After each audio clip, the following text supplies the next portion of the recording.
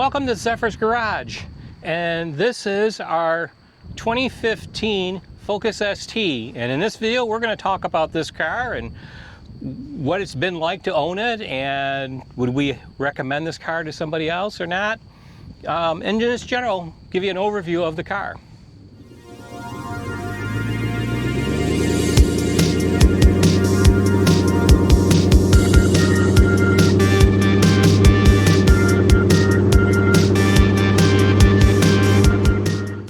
I bought this car brand new. I actually ordered it.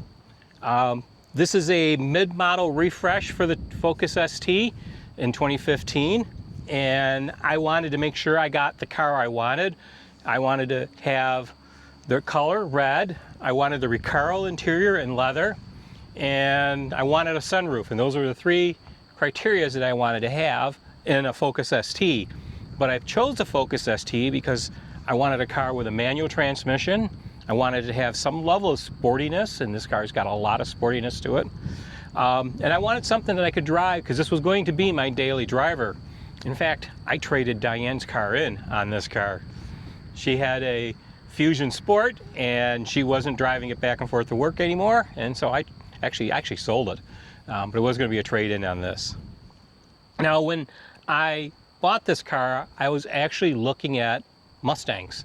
And I really wanted to buy a Mustang GT, a 2015 Mustang GT.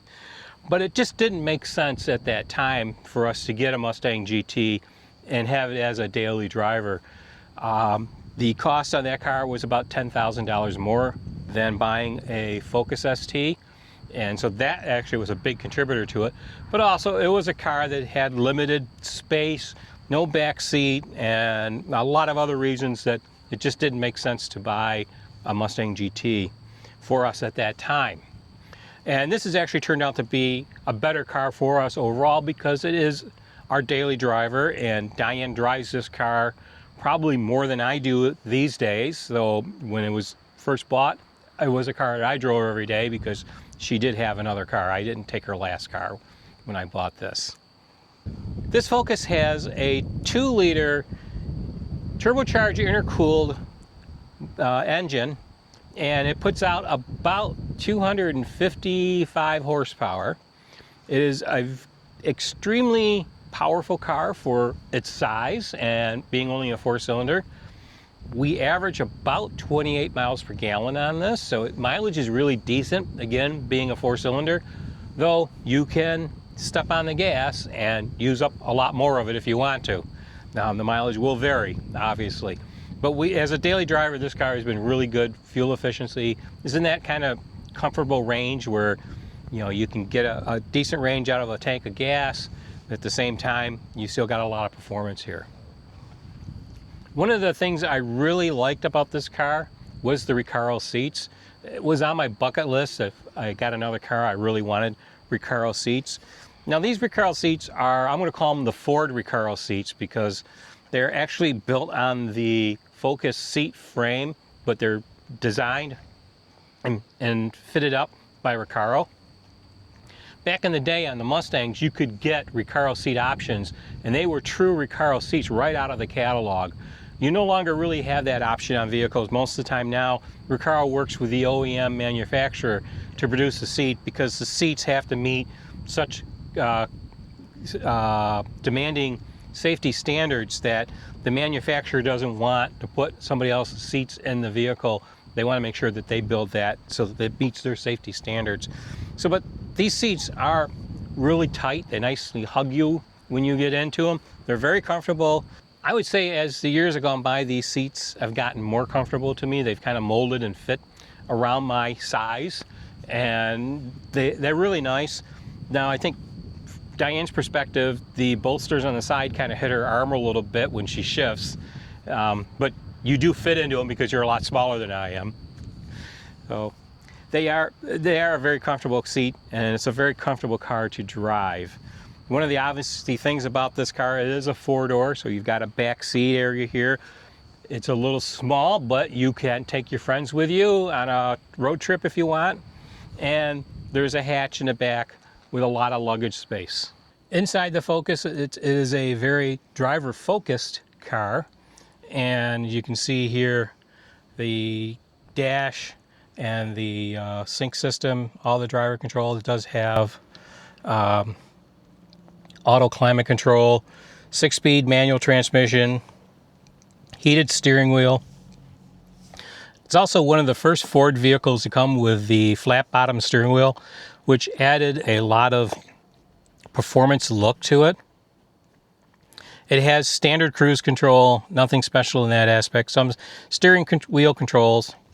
On a Focus ST, you get these 3 gauges on the dash. So you get an oil temperature, a boost pressure, and a oil pressure gauge. On the dash itself, you get a temperature gauge, tachometer, speedometer, and fuel gauge. And you get a little bit of a display in the center that you can go through trip odometers and such like that. The Recaro seats are very comfortable, and like I said before, they do tend to mold and fit to you over time. So I've noticed that one of the things I've liked about this is that, sitting in these seats, I find them to be very enjoyable to ride in, and the comfort level. Give you a look at the Recaro seats on the passenger side and the back seat. This car has Ford Sync in the dash, and that was one of the options in this level of the car that I got. I think this is a Focus ST3, which was the top of option packages. So you got the Sync. It has navigation in it. It has satellite radio. It's a touch screen. By today's standard for these touchscreens, it's pretty small, and the sync systems weren't the best when they came out, and Ford continually improved them, and eventually after the 2015 model year in 2016, they got away from the sync system completely and came out with a new system that was all different hardware.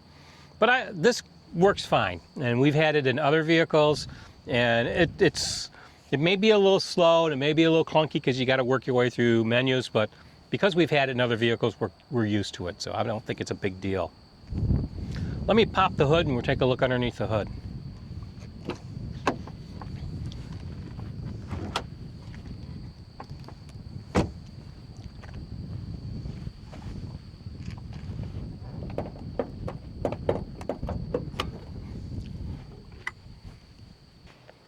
This is the underhood of the Focus ST. Like a lot of cars today, it has a large engine cover on it that hides most of everything, which is nice. Actually, cars more recently no longer do this because it's a way of saving some cost. So you don't get this engine cover, but I kind of like it. It does make the engine compartment look a little bit neater.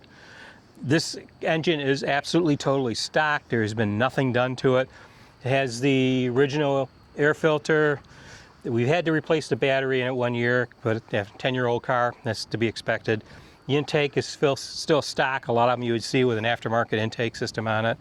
But this is a total stock car, and it performs very well. I really had thought when I first bought it that I would modify it, but I decided over the years that I didn't want to, and now the aftermarket for this car is starting to dry up, so there's not the availability of parts to modify this car. So this one will probably never get modified. The only performance modification that's been done to this car, if you want to call it a performance modification, is the tires. Now obviously the original Goodyear tires wore out at some point, and I replaced them with Michelin Pilot Sport 4s. These are extremely sticky tires. They're summer rated only, and they have improved the grip of the car for cornering and acceleration. So it's a performance modification in a sense. This is on its second set of these tires. They're not long-lasting tires. You're going to get maybe the mid 20,000 miles on these tires. So you're not going to buy these tires and drive them for years and years and years. And they're more expensive than a lot of the tires options for this car. So it really depends on what you want. To me, I value a very good tire on a car because that is the only thing between you and the road, and I want to make sure that you have the best. Now, as you can see, my wheels are a little scuffed up, and that's just from driving the car every day, and things happen to it. Eventually, I will get these wheels refinished and, you know, upgrade the looks of the car that way. This is the rear hatch of the car. You can see there's a fair amount of room back here. In New York State, you have to have your own grocery bags, so we always carry some in here. But you can see a fair amount of room back here. It does have a full-size spare tire underneath here, and there's actually a few storage compartments underneath there. It has a Sony subwoofer. It actually has a Sony sound system in it, and that is the factory Sony system. And it sounds pretty decent for a factory system. I mean, you could probably go aftermarket with this and boost it all up, but this is the performance sound system for the vehicle, part of that Focus ST3 package, and it's decent enough that I wouldn't want to change it. Especially it's all integrated into the dash with the sync system. Well, in conclusion, I've been very pleased with the purchase of this Focus ST. It is a great driver's car. It is a step up from a regular Focus. This car has been great. I have never regretted buying this car over buying another Mustang. I've enjoyed driving it. In fact, we store this car every winter, and I look forward to the springtime when I get in this car and drive it. It just feels like a new car and a great experience. I hope you enjoyed this video. Let me know in the comments, do you have a Focus ST? What do you think of the Focus ST? We'd love to hear from you. And if you haven't done so already, please subscribe. Hit that hype button, because apparently that's something new that helps small channels like us, so we'd definitely like you to do that. And hit that bell for notifications. All those things help us. And share the video with a friend. If you have a friend who likes cars, and particularly maybe Fords, share this video with them, and hopefully they'll follow along too. Until the next time, guys, take care, and we'll see you down the road.